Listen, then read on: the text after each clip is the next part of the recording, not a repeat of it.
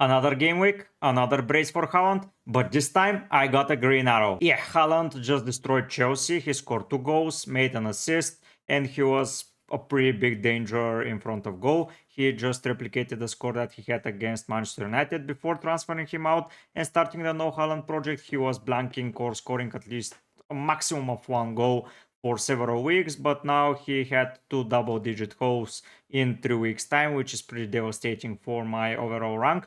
But regardless of that, as I already mentioned, there is a green arrow, and the biggest part played in that green arrow run is Mohamed Salah. He was my captain, 32 points by him. So 16 just replicated the Haaland score, and I was pretty happy that I captained him. I didn't have any other options. Maybe Saka or Bruno were options, but I was always going to captain Salah, let's be honest.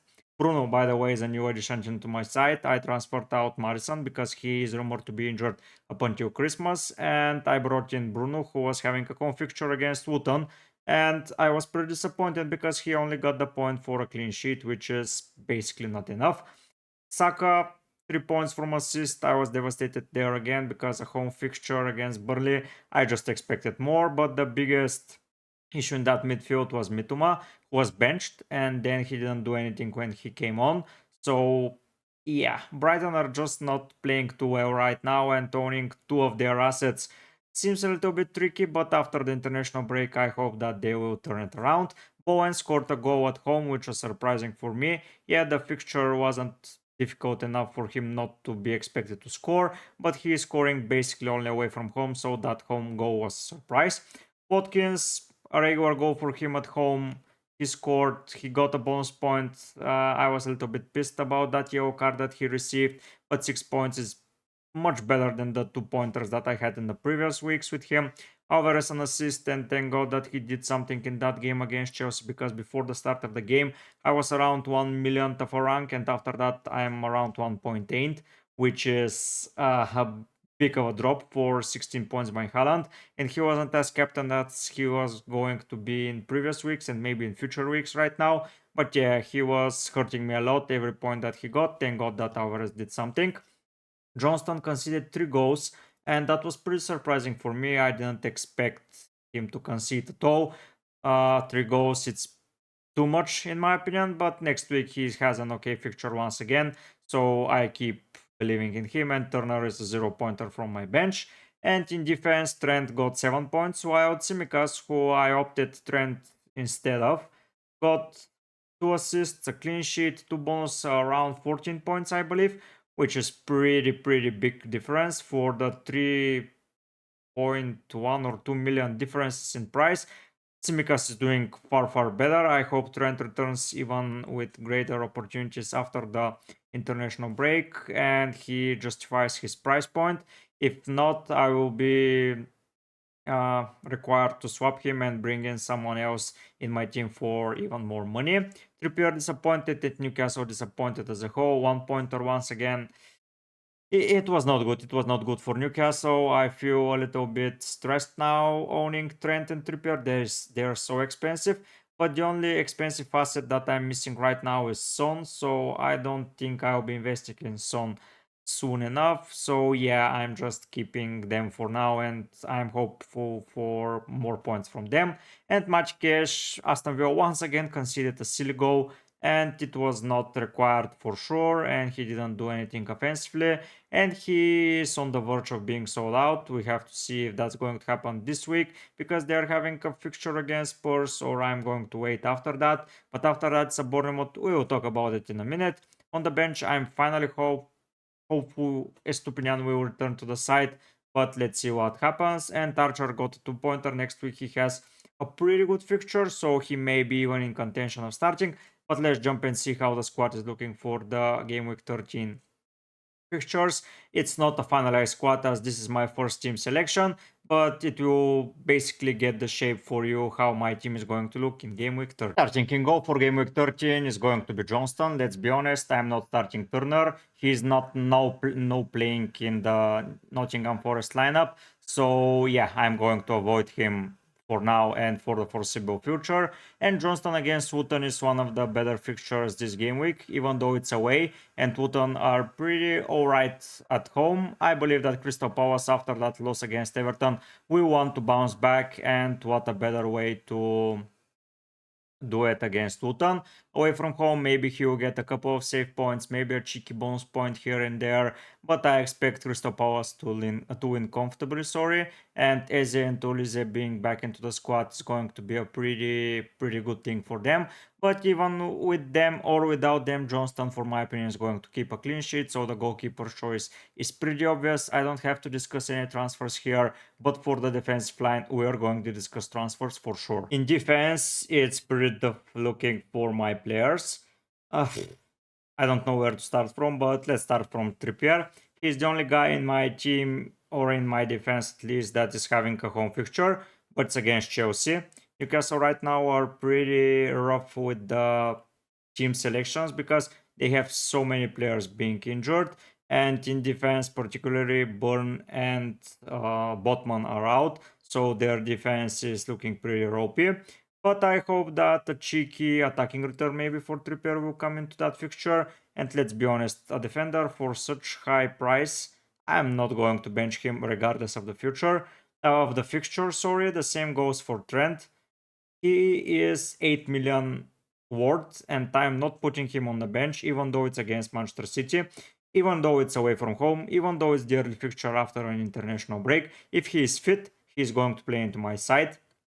Away fixture to Manchester City, that's probably the toughest fixture that's there, but after that it's another green run for Liverpool, so I'm not making any transfers regarding Trent. So yeah, I'm staying with him and I'll keep him maybe up until the international break. We'll have to see. The Christmas break, sorry, the little Christmas festive period, not break.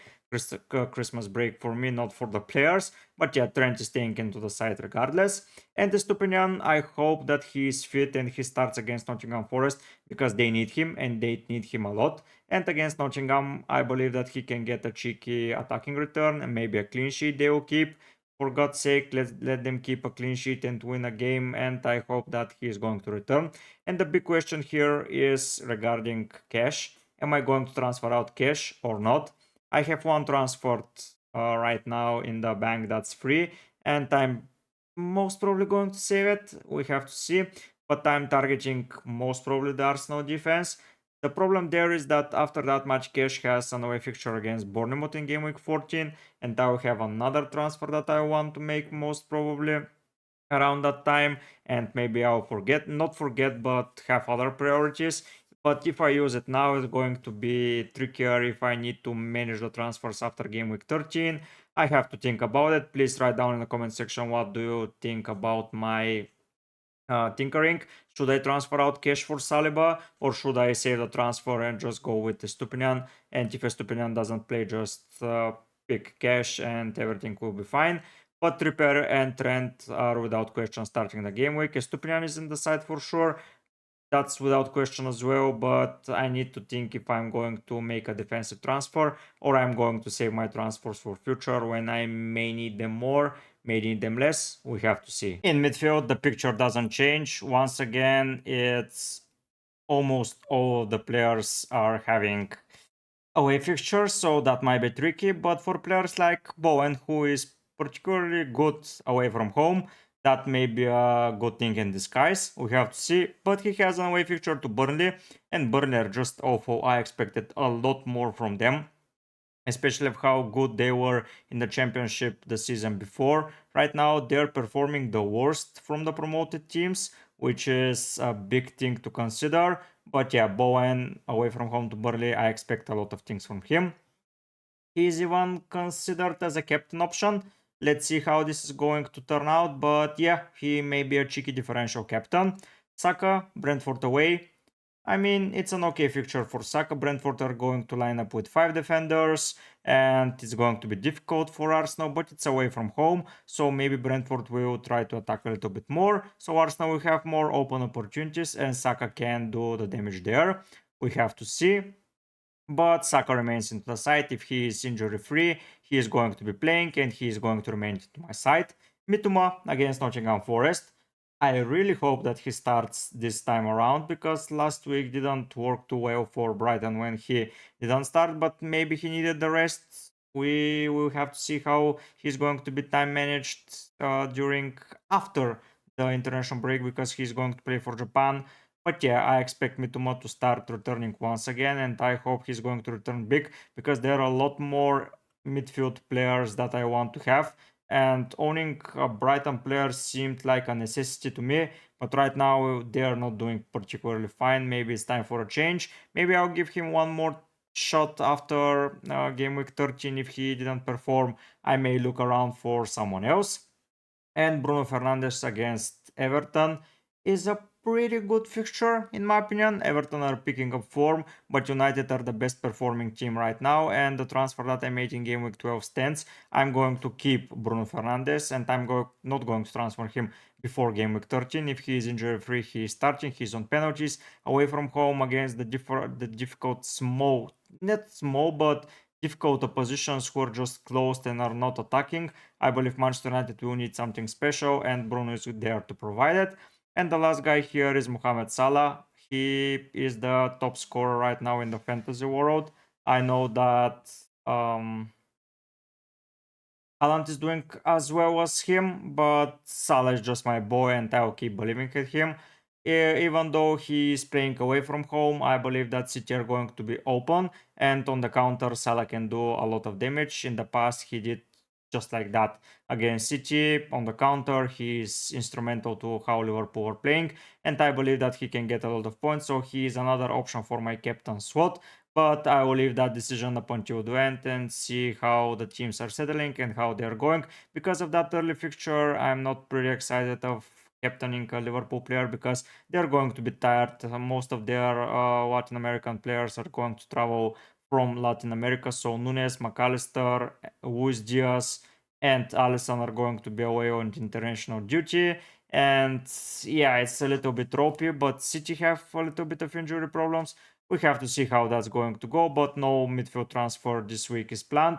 Maybe Mitoma after game week 13 is going to be sold, but that's a topic for another video. For now, let's go and see how my attacking lineup is looking and if Archer is making the starting lineup. I'm of course not putting Archer in front of Watkins and Alvarez, but before that, if you enjoyed this type of content, please subscribe to the channel. All of your help is much appreciated. Now let's discuss why, even though Archer is having a home fixture against Bournemouth, he is remaining out of the side. First of all is that in my belief Watkins and Alvarez are just better. I believe that Aston Villa against the better oppositions are even greater threat because on the counter attack Watkins and Diaby can hurt anyone, and with the high line that Spurs are playing, I'm really tempted to even put in Match Cash inside the team because if they're line up in a 3-5-2, Match Cash is going to be something of a right wing, and with both of their center backs being out of the side. Udogi, I believe, is out as well, and they have so many injury problems. I believe that Spurs are going to concede against Villa, and I believe Watkins is going to be involved a lot. For example, when they played against Brighton, Brighton were the attacking side, and Aston Villa just destroyed them. I believe something similar will happen against Spurs for Aston Villa, but let's not get ahead of ourselves.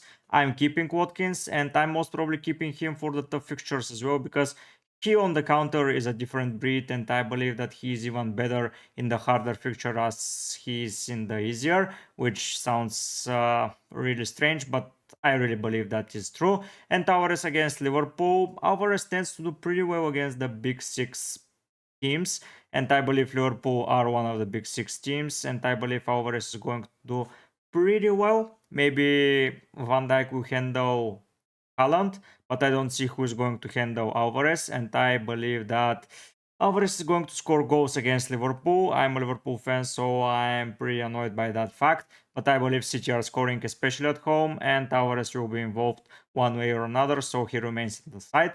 As you can see, I'm right now placing the armband on Bowen. I really believe that he's a great shout out for a captain, and the other shout out in my opinion is Watkins, but I believe just Bowen has the better fixture. I'm going to risk it. Most probably going to risk it. We have to see if he's injured or not before the game, but for now, Captain Arband on Bowen. I'm saving the transfer. If you believe that's a mistake, write it down in the comment section. But for now, guys, I'll be heading out. Bye!